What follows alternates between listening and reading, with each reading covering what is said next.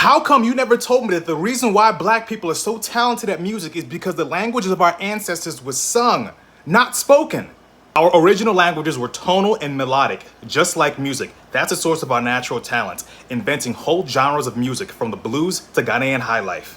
And only we make the type of music that influences the entire world. So when our ancestors were talking, they were actually singing the entire time. It's in our DNA and it was passed down to us. Don't believe me? All right, can you say this ancestral Igbo Nigerian name? If you're having trouble, it's because you're trying to say the name, not sing it. You have to sing the name. So the name is Ogonna. Ogonna. Say it. Ogonna.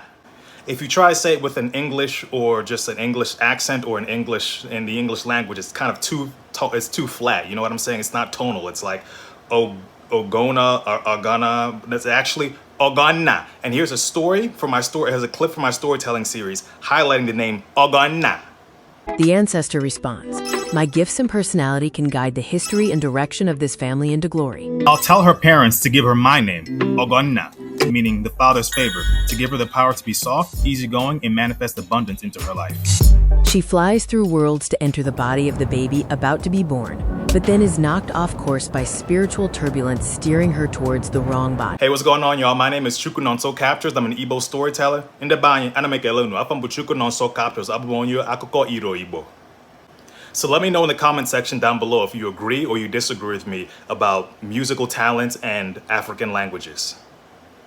All right, so I'm gonna give you another example, a song that we all know, okay? This Little Light of Mine. This little light of mine, I'm gonna let it shine. Okay, I know there's a lot of people out there who can sing that song better than me, but that's not the point. Follow me on this.